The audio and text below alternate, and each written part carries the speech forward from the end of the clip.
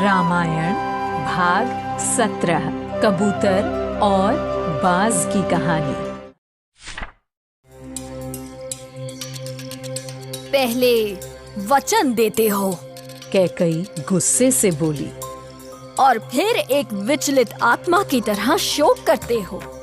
क्या आपको धर्म की कोई भी समझ है? दशरथ अवाक रह गए। वो कुछ भी सोच या बोल नहीं पा रहे थे, केवल काले अंधेरे की तरफ देख रहे थे। क्या आपको महान राजा शिबी की उदारता की कहानी याद नहीं? अगर नहीं, तो मैं आपको याद दिलाती हूँ। कैकई ने एक कहानी सुनाना शुरू किया। एक दिन एक बाज कबूतर का पीछा कर रहा था।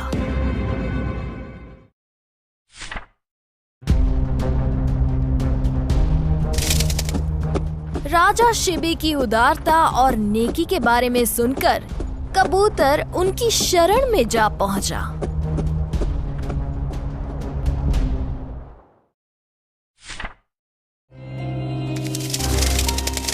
हे राजा, कबूतर ने शिबी से विनती की।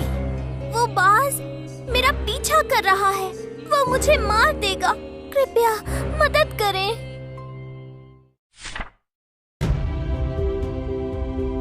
हाँ, क्यों नहीं? राजा शिबी ने छोटे पक्षी को आश्वस्त किया और उसे अपने हाथों में उठा लिया। तुमने मुझसे सुरक्षा मांगी है, इसीलिए मैं सुनिश्चित करूंगा कि तुम्हें कोई हानि ना हो।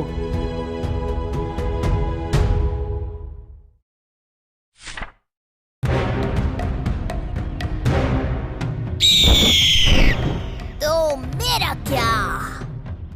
महल में राजा के समक्ष उतरते हुए बाज चिल्लाई, आपकी उदारता तो मुझे और मेरे बच्चों को मार डालेगी। अब हम क्या खाएंगे? राजा शिबी ने बाज की बातों पर विचार किया। तुम कुछ और भी तो खा सकती हो। अगर मेरे अगले शिकार को भी आपने शरण दे दी, तो फिर मैं क्या करूंगी? बाज ने सवाल किया। अगर मैं अपने परिवार के लिए कोई गिलहरी या चूहा पकड़ती हूँ, तो क्या वो आपसे मदद नहीं मांगेंगे? आप उन सभी की रक्षा करेंगे, तो मेरे बच्चे भूखे।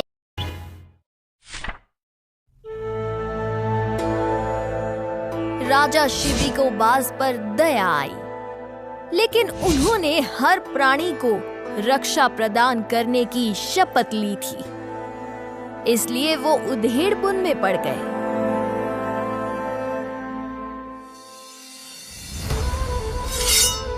तुम मेरा मांस ले लो।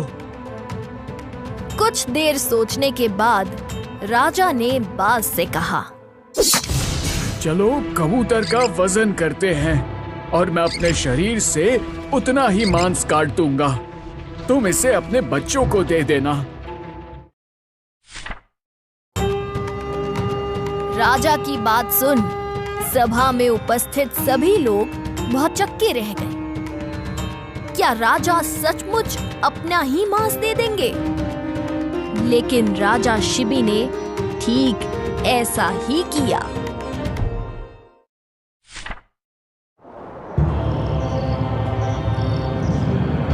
इसकी तुलना में मेरी मांग तो कुछ भी नहीं, फिर भी आप अपनी प्रतिज्ञा नहीं निभा पा रहे। परिस्थिति को स्वीकार करने में असमर्थ हो दशरथ ने अपनी आंखें बंद कर लीं।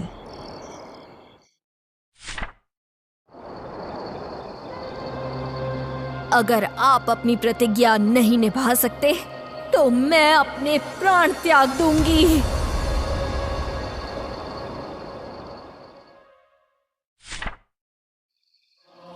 कांपते हाथ, मुरझाया चेहरा और आंसू भरी आंखें लिए दशरथ ने कहा, मैंने कई साल पहले अग्नि को साक्षी मानकर तुमसे शादी की थी। आज मैं तुम्हें और तुम्हारे बेटे को त्यागता हूं।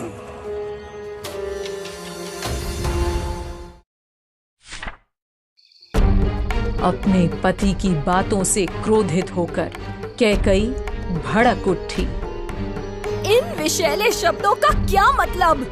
अगर आपको कर्तव्य की समझ है, धर्म की समझ है, तो अभी राम को बुलाएं।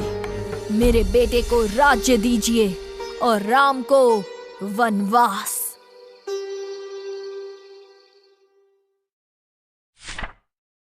ये तुमने मुझे कैसे धर्म संकट में डाल दिया है? राजा चिल्लाए। राम! पीड़ा से कराहते हुए उन्होंने अपने प्रिय पुत्र राम को वेदना से पुकारा। अरे कोई तो मेरे राम को बुलाओ। ये सुनते ही कैकई सुमंत्र को निर्देश देने बाहर भागी। जाओ और अभी राम को यहाँ लाओ। राजा की परिस्थिति से अनजान सुमंत्र तुरंत राम को लाने के लिए निकल पड़े।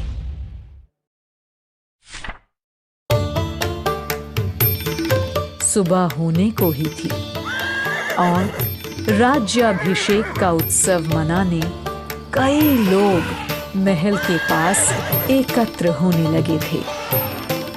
चौपाल लोगों से भर रहे थे।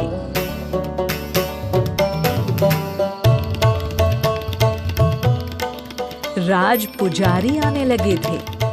अभिषेक के लिए गंगा और यमुना से पानी लाया गया था।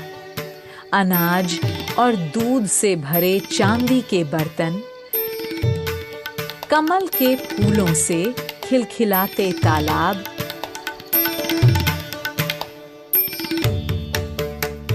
माला और तोरण से सजे द्वार,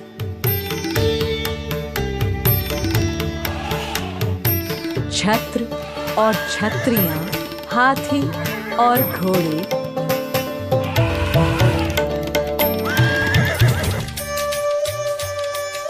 संगीतकार और कलाकार, हर तरह की व्यवस्था भव्य आयोजन के लिए चल रही थी। और उन सभी से होते हुए सुमंत्र राम के आवास की ओर बढ़े।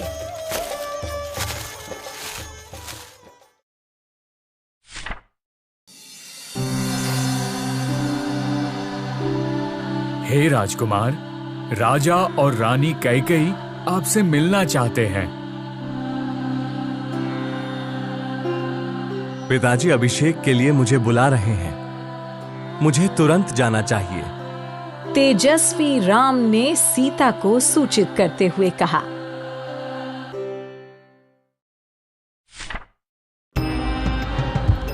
राम सुमंत्र के साथ रथ पर चढ़े और अपने पिता के महल की ओर निकल पड़े।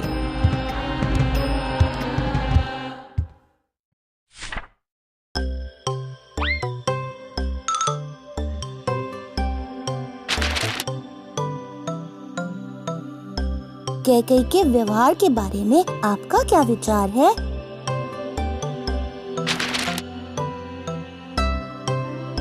पहले तो वो भगवान राम के अभिषेक के बारे में सुन के खुश थी। फिर मंथरा की बात सुन के कैकेयी ने अपना मन बदल लिया।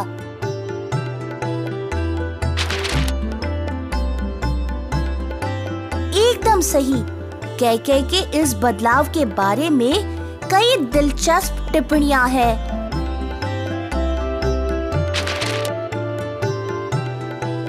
कुछ लोग कहते हैं कि यह आवश्यक था क्योंकि इसके कारण राम का वनवास, सीता का अपहरण और रावण के साथ युद्ध हुआ। अगर इस प्रकार से देखा जाए तो कैकेयी ने ही राम को पृथ्वी पर अपना उद्देश्य पूरा करने के लिए प्रेरित किया। भास नामक एक लेखक ने प्रतिमा नाटकम नामक नाटक लिखा था, जिसमें कैकेयी के कार्यों में छुपी नेकी दिखाई गई थी।